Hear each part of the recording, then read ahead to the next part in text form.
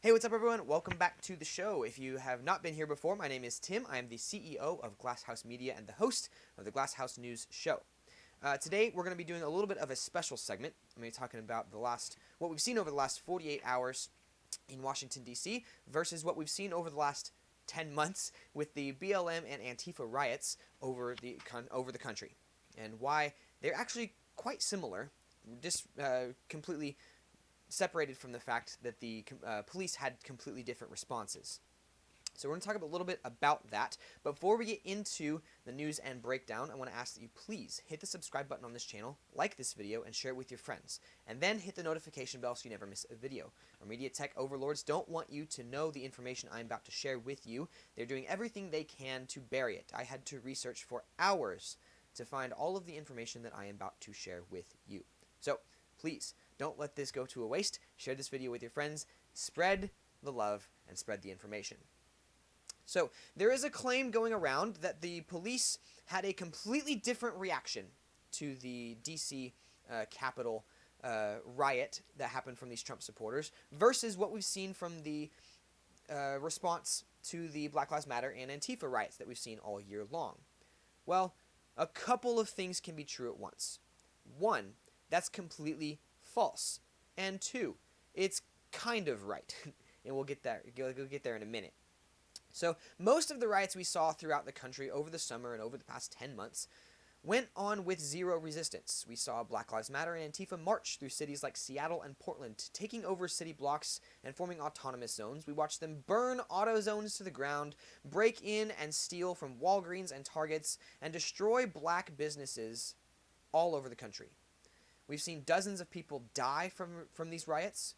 We've seen $3 billion worth of property damage. We've seen over 1,000 police officers injured or killed in the line of duty. And so is it any wonder why, when Black Lives Matter marched to the Lincoln Memorial, that the mayor, who is black, by the way, requested National Guard and military security? Because these Black Lives Matter and Antifa rioters have a history and a long track record of destroying and burning and looting and just leaving destruction and misery in their wake. Antifa has been in Seattle, Washington, and Portland, Oregon for a decade now. Over on Twitter, you can go check out his Twitter, Andy No. He's been following Antifa in this region of the U.S. for this entire time. They are not just an idea, as Joe Biden likes to call them. They are a real and dangerous group of people. And now that they've set this precedent and they've set this normalcy, the Democrats are saying, shoot the right-wing terrorists.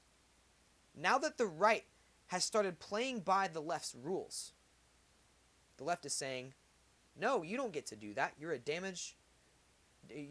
damaging the country. You are a danger to the country. The right's not going to live. The right's not going to live with this for very long. They're not just going to let this happen and allow the left to steamroll us any longer. So there's a claim floating around the internet right now. It shows the federal government's response to Black Lives Matter flowing into the Lincoln Memorial, and you've got military and police security all over the steps, armed with rifles to prevent them from coming in. And then we see the same federal government response to the Trump supporters breaking into the Capitol building. And a lot of people on the left have been saying, this is racist. Trump is allowing his people to march in and destroy, but didn't allow Black Lives Matter to march in and destroy. Ladies and gentlemen, we are now arguing over allowing certain groups to destroy and not others. This is the level of stupidity we have reached. It is now, people are ignoring what happened over the last summer, over the last 10 months, to fit their narratives. And so I'm going to spend the next little bit talking about the idiocy that the left is claiming racist on. So we're going to talk about police shootings and why actually the police in America aren't actually racist. They're not actually hunting and gunning down black Americans at a higher rate than they are white Americans. So over the last 4 years, so in 2017, 2018, 2019, and 2020, we have an average of 414 white people killed each year, average. Okay. In that same period of time, we see an average of 223 black Americans killed by police. So all in all, Americans killed by police rounds out to about 1,000 each year over the last 5 years. It's been an incredibly consistent number, which says to me there's more to the story than we're being told. Maybe it's not the police. If this is an incredibly consistent number, despite the fact that we've instigated so much change to our police departments, defunding and underfunding these police departments, maybe it's not the police. Maybe what we need is more training for these police and more funding, because when police funding goes up, crime rates go down and less people get shot by the police. Now the media will tell you that black people are 3 times more likely to be killed by police officers than white people. Okay? Black people are 3 times more likely to be shot by police officers than white people in share of population. Okay? So what you need to know is the population levels of America. Right? White people make up approximately 73% of Americans, which means if there are 414 people are being killed each year, 0.000177%, 0.0002% of white Americans are dying each year at the hands of cops. Conversely, the black population is about 32 million, okay, which means we get about 0.0006% of black Americans being shot by cops each year. So in comparison, in share of population, yeah, black people are being shot 3 times more than white people. And if you were to extrapolate this out and put the populations at about equal, then black Americans would be almost 19 times more likely to die at the hands of a police officer than white Americans. And so it doesn't surprise me when people think, oh, wow, maybe the police really are racist in gunning down Americans, black, more than white people. But what they won't tell you is the share of crime. You see, we'll just cover homicides to make this simple. White people in America are responsible for 43% of homicides, despite making up 73% of the population. And black people, conversely, are responsible for 52% of homicides in America. So this breaks down to white people commit 6,880 homicides a year out of the 16,000. Okay, and black people, 8,320. So what does this mean? Well, we see white people, when we average out that same 414, white people are 6%. 6% of white people are dying at the hands of police officers. And we take that same 223 killed from killed from officers, black people killed by officers, we see they are only 3% dying. So what does this mean? This means white people, when taken out of share of crime, white people are more likely to be shot by police. And this data isn't necessarily the hardest to find. You have to go through a couple of different hours to find all of this and do the math yourself, but I've done that for you. I'm doing the legwork for you. White Americans make up 60% of the population, and black people make up 13% of the population. And if the police were really racist and going out and shooting colored people, we'll say, then wouldn't it make more sense for Hispanics to be the largest death in America? But it's not. You see, the problem isn't the police.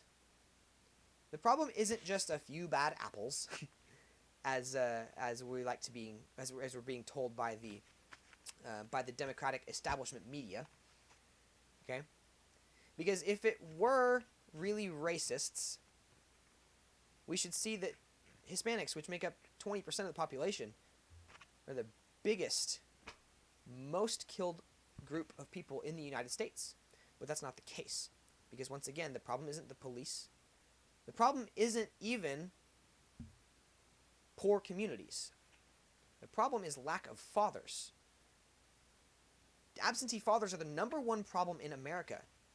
Absentee fathers result in higher teen pregnancy rates, higher incarceration rates, higher drug abuse rates.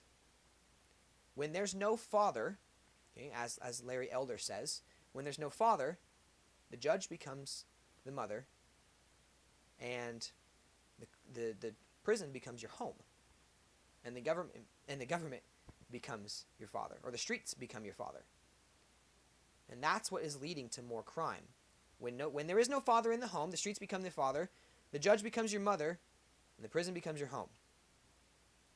So the problem isn't police officers. The problem is, once again, absentee fathers.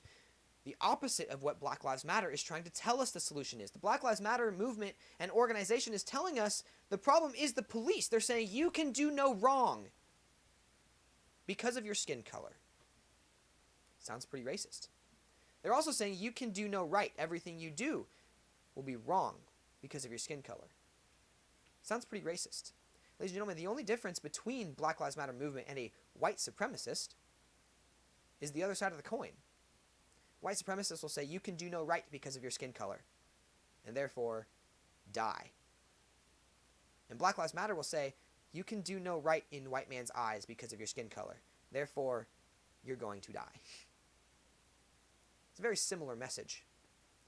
So is it really the Republicans that are racist here? Is it really the right? Like myself, I'm not a Republican, I'm a libertarian. I've said this, I'll say it again. I don't particularly like Trump. I voted for the guy because I thought he was better than Biden. Biden was a segregationist. And yet Democrats really have the audacity to tell me that Trump is the racist. It doesn't make any sense. Something else that doesn't make sense is that we're being told that the American police are killing so many people, left and right, on the streets. Well, when you look at the population per million, only about 33 Americans are dying. I'm sorry, not per million, per 10 million. That is a low astronomical number. But when you put it up in comparison to countries like New Zealand and Australia, where they both have minus 10, well, yeah, then it starts to look like Americans are dying left and right. But we also have a much bigger population.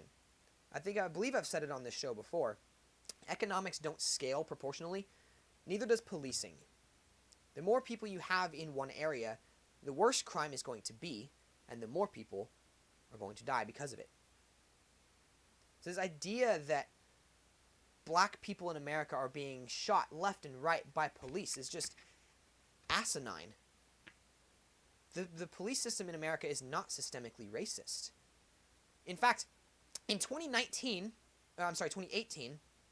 of the 48 felonious deaths of police officers, 7 of them were black, or African American, we'll say.